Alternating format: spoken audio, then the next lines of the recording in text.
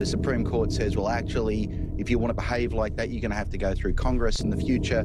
He says, well, I've got a few more things, and so I'm going to be on and off and on and off. So the most important thing is uncertainty, and this narrative, this soap opera, rather than a trade policy, remains very much with us.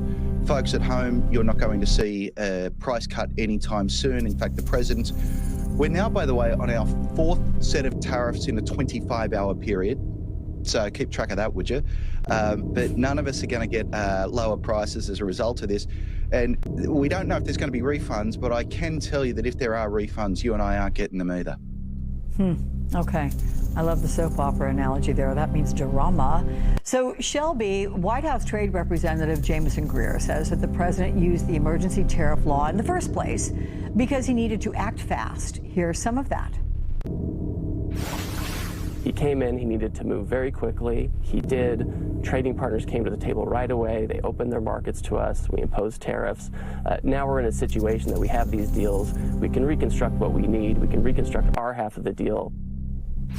Okay, so they needed to get in, do it fast, even though it was deemed illegal. But did they offer any explanation as to why Trump announced the new 10% tax Friday, only to ramp it up Saturday to 15%? Well, I think the bottom line is because this new section, this section 122 that he's now using, allows him to go up to 15%. And I think, you know, I was in the press briefing on Friday when the president came out and talked to us reporters. It was very clear he was not trying to hide his frustration here. And so he is also, when we're talking about tariffs, I think it's important to remember, he has been a pro-tariff person for years, for many years. And so this is something that he has always kind of been intrigued by. And so he came into this second term really, I think more aggressively wanting to implement these tariffs. And now that the Supreme Court has struck it down, he's saying, you know what, we're going to find another way to do it. Because ultimately what we've seen in this administration is the president is essentially doing exactly what he wants, and if he can't do it one way, he's going to try to find another way to do it, and he's going to do it to the best, to the highest of his ability. And so in this case, that is the 15% tariffs that he announced. Joyce, you say it's shocking that 3 justices would even allow Trump to use the emergency statute, but Trump has been praising Justice Kavanaugh for outlining clearly in his dissent the laws that give Trump power to impose tariffs. Was that appropriate? Well, this sort of exchange that the president is having with the Supreme Court is highly inappropriate, Alex, but I don't think we'll see that stop anytime soon. Trump has, of course, done this since his first term in office, praising justices when they rule for them and then canceling them out when they don't. So it's a very transactional relationship. You know, the reality here and the reality of Justice Kavanaugh's argument is that Congress holds the power to impose tariffs. But sometimes they lend a little bit of that to the president. And when they do it, they know how to do it. For instance, they use the word tariffs in the statute. They impose time limitations on how long they can last, or a percentage on how high they can go. And the Supreme Court was only looking at one very specific law in this case, IEPA, which typically involves sort of international emergency economic powers. And this statute never says tariffs in the entire statute. And so the majority of the court said, look, Congress knows how to let the president impose tariffs when they want to. They didn't do that here. It's very unlikely that that came as a surprise to anybody in the White House. This is just a clean textual reading of the statute.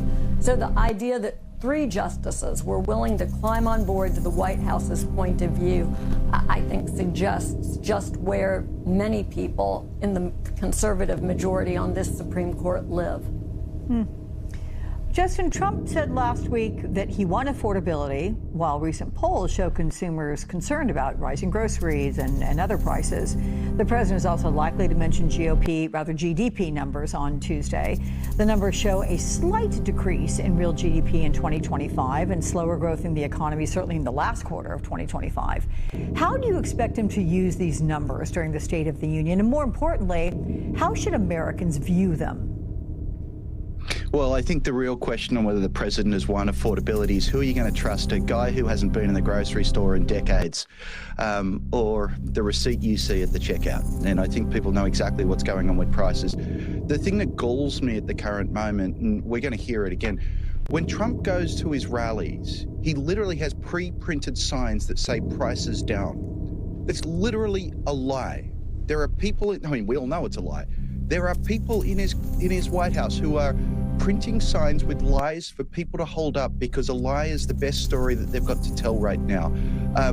Morally, I find lying disgusting. Economically, I think the answer here is very simple, which is he's losing on affordability. He always declares victory. I'm not going to give the man's words any credence, but the reality is utterly clear to every one of us who goes to the store. Shelby, the Supreme Court's ruling suggests that Trump could have gone to Congress from day one, when he still had strong support, to pass tariff legislation. Why didn't the White House take that approach? Well, somebody asked that actually on Friday, and he essentially said, I don't need to.